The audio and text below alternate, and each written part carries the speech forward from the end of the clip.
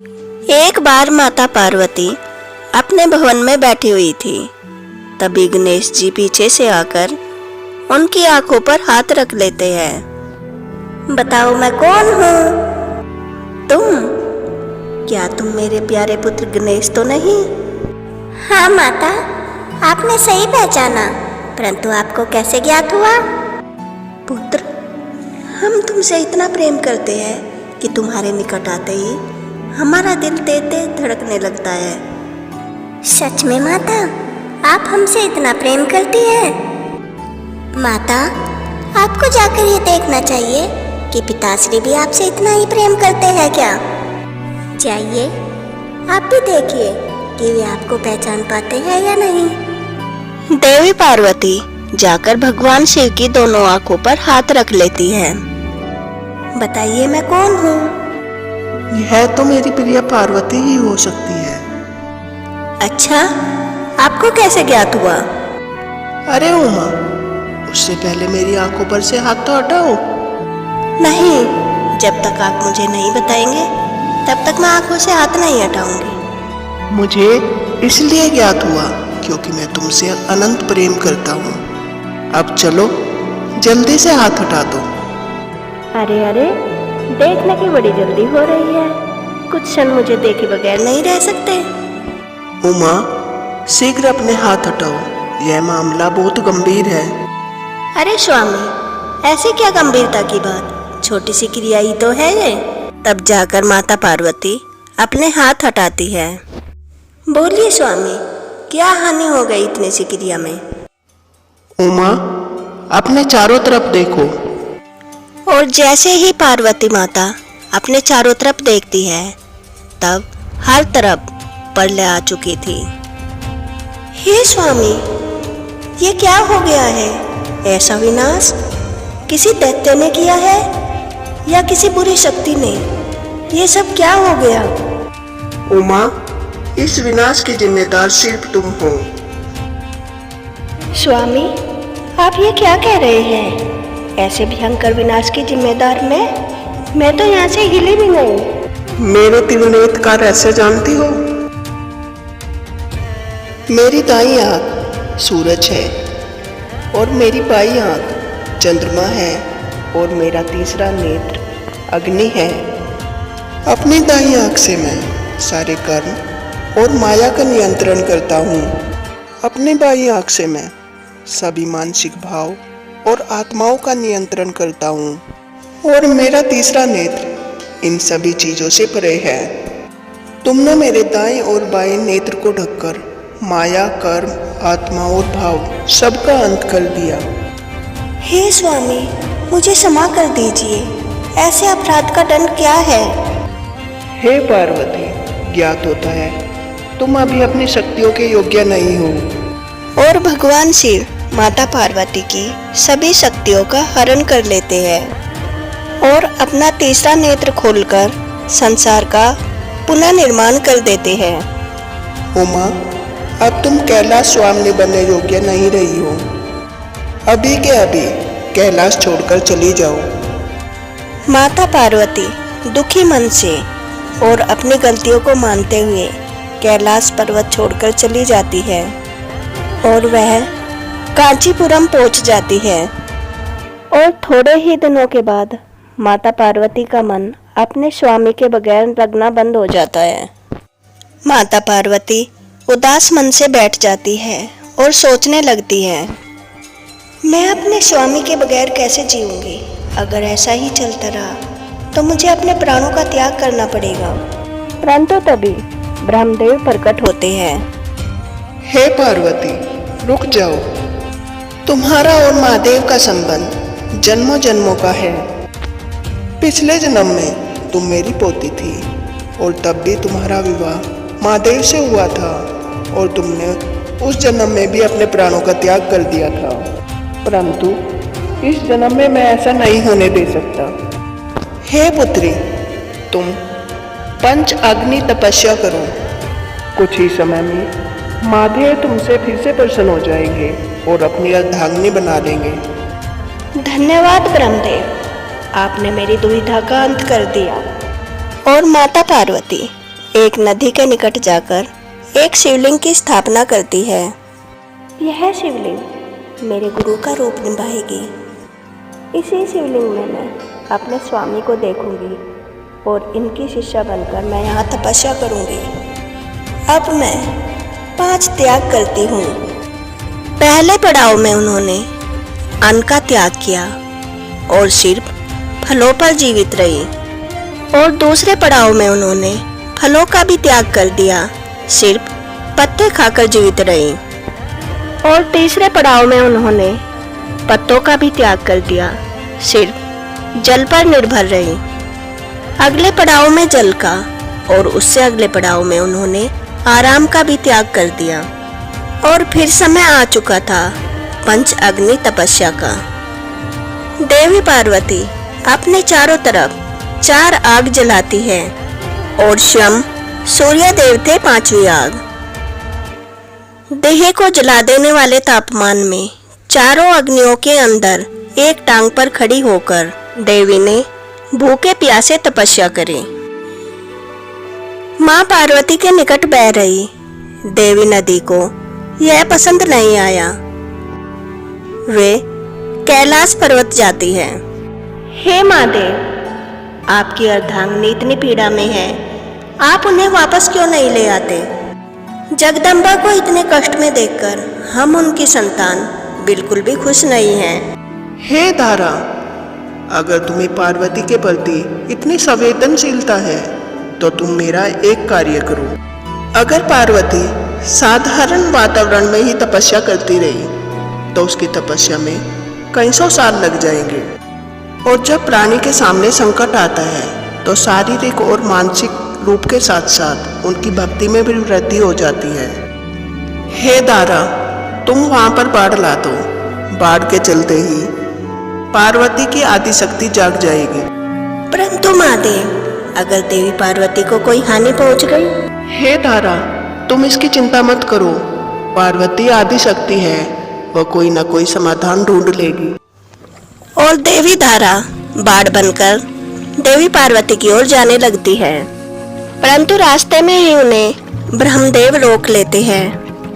हे नदी देवी, कृपा करिए और अपने प्रभाव को कम कर लीजिए। ब्रह्मदेव, आप ये कैसे वचन कह रहे हैं? मैं तो महादेव के आदेश का पालन कर रही हूँ। और मैं देवी पार्वती के बारे में सोच रहा हूँ। महादेव ने तुम्हें बाढ़ बनने के लिए इसलिए कहा है। वे समझते हैं कि देवी पार्वती स्वयं की रक्षा कर लेगी, परंतु देवी पार्वती के अंदर स्वार्थ का कोई भाव ही नहीं है। वह स्वयं की रक्षा करना महत्वपूर्ण ही नहीं समझती है। उनका दिल इतना पवित्र है। हे ब्रह्मदेव, मैं आपके वचनों का आदर करती हूँ, परंतु महादेव के आदेश का मुझे पालन करना होगा। और देवी धारा बाढ़ बनकर देवी पार्वती की ओर बढ़ने लगती है, और जब माता पार्वती बाढ़ को अपनी ओर आते देखती है तो उनके मन में सिर्फ एक ही भाव आता है, शिवलिंग। मैंने उसमें अपने स्वामी को समझा है। मैं अपने स्वामी को कोई हानि नहीं होने दे सकती। मेरी देह त्राही त्राही हो जाए, परंतु मैं अपने स्वामी पर कोई आँच नहीं आने दे सकती। और देवी पार्वती शिवलिंग पर जाकर लिपट जाती है, और बाढ़ का पानी देवी पार्वती पर आकर इतने जोर से लगता है कि देवी पार्वती शिवलिंग के अंदर जाकर धंस जाती है। देवी पार्वती को गंभीर रूप से चोट आ जाती है और उनका रक्त चारों ओर फैलने लगता है। इतना स्वार्थहीन और पवित्र प्रेम भक्ति देखकर महादेव की आंखों में भी आंसू आ जाते हैं, और महादेव देवी पार्वती के निकट प्रकट होकर उनके देह की सारी पीड़ा को दूर कर देते हैं। स्वामी, आप आ गए। हे उमा, तुम्हारा प्रेम परमात्मा की सोच से भी परे है। तुम्हें मैं जान ही नहीं पाया। अब मेरी गलतियों को क्षमा करो और फिर से मेरे साथ कैलाश चलो। हे स्वामी, इतने वर्षों से मैं इसी क्षण का तो इंतजार कर रही थी। आपकी यह लीला मुझे शिक्षा देती है कि छोटी छोटी गलतियाँ बड़े बड़े संकट ला सकती है। इसलिए प्राणी को हमेशा सावधान रहना चाहिए। फिर माता पार्वती भगवान शिव के साथ कैलाश पर्वत वापस लौट जाती है। एक बार भगवान शिव और माता पार्वती के पास अरण्यनी देवी आती है। हे महादेव, हे माता, मदद करे मेरी। क्या हुआ प्रिया अरण्यनी, क्या दुविधा है तुम्हारी? हे माते, आपने मुझे वनों की रक्षा का दायित्व दिया था, परंतु पृथ्वी पर पाप बढ़ते ही जा रहे हैं। वनों को काटा जा रहा है माता, मैं क्या करूं? मनुष्य वनों को काट रहे हैं। स्वामी, इस दुविधा का निवारण क्या है? हे प्रिय, अब तुम्हारे अद्भुत अवतार का समय आ चुका है। तुम ही वह मूला प्रकृति हो जो कण कण में बसती हो। तुमने हर लोक, प्राकृतिक वास और अलग अलग प्राणियों की रक्षा के लिए अवतार लिए हैं। अब समय आ चुका है, तुम वन की रक्षा के लिए अपना एक अवतार और लो। देवी पार्वती महादेव का इशारा समझ जाती है। प्रिया अरण्यनी, अब समय आ चुका है मेरे वन दुर्गा रूप का। अभी जिस वन को नष्ट किया जा रहा है, तो मुझे वहां तक ले चलो। देवी अरण्यनी माता पार्वती को एक वन तक लेकर जाती है और माता वन दुर्गा का रूप लेकर वन के अंदर ही समा जाती है।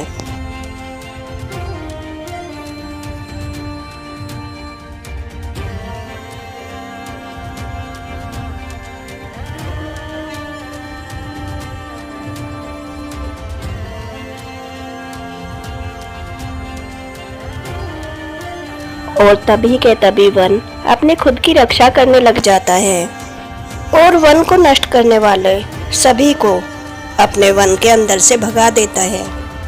वन दुर्गा उसी वन के अंदर विहार करती रहती है और उसकी रक्षा करती रहती है। और ऐसा ही करते करते साल बीत जाते हैं और भगवान शिव को माता पार्वती की याद आने लगती है। एक दिन वे उस वन में जाते हैं जहाँ माता पार्वती थी।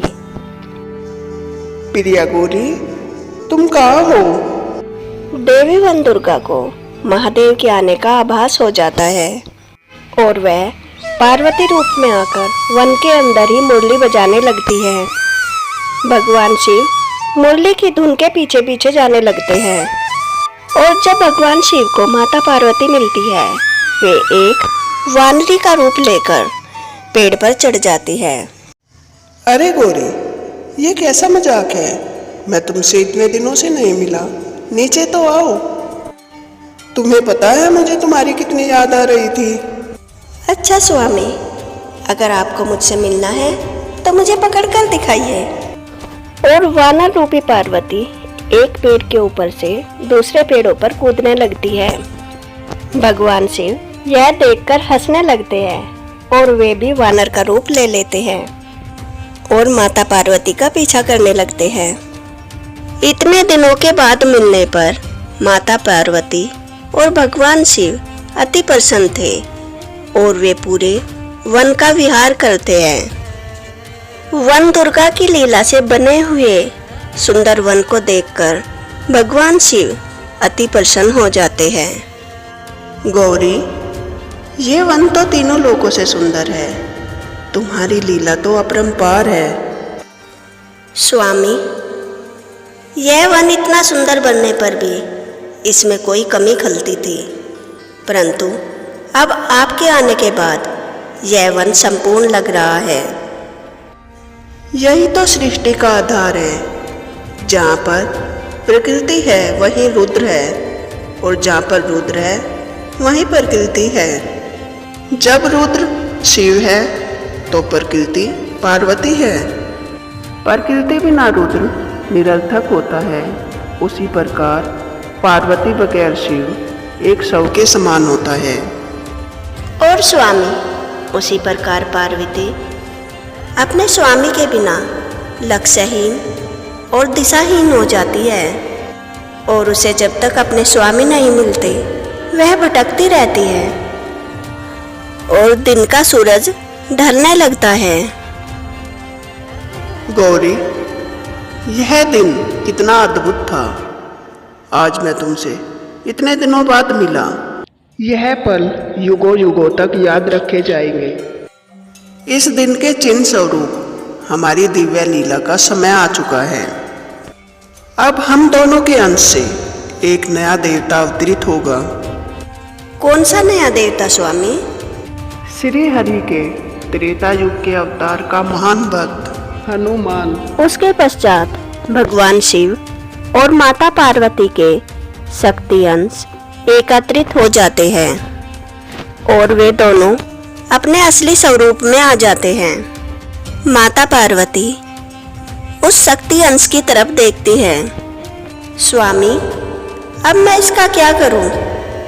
भगवान शिव पास से गुजरते हुए वायुदेव को रोकते हैं। पवनदेव, आप कहाँ जा रहे हैं? प्रणाम महादेव। प्रणाम माता पार्वती। मैं धन्य हुआ आपके दर्शन पाकर। मेरी एक भक्त वानरी को पुत्र की चाह है, तो मैं उसकी इच्छा पूरी करने के लिए जा रहा था। तो आपकी भक्त वानरी के लिए हमारी तरफ से एक भेंट, ये पार्वती और मेरी शक्ति का एक अंश है। इसे ले जाकर तुम अपने भक्त अंजनी को दे देना। बाद में महादेव और माता पार्वती का वह अंश बजरंगबली के रूप में जन्म लेता है। यह कथा शिव पुराण, स्कंद पुराण, आनंद रामायण, भविष्य पुराण और लोक कथाओं से ली गई है। अगर आपको भगवान शिव और माता पार्वती के अंश की यह कथा पसंद आई हो तो वीडियो को लाइक करें और ऐसी ही नई नई जानकारियों के लिए मेरे चैनल को सब्सक्राइब करें। Thanks for watching. जय शिव शक्ति।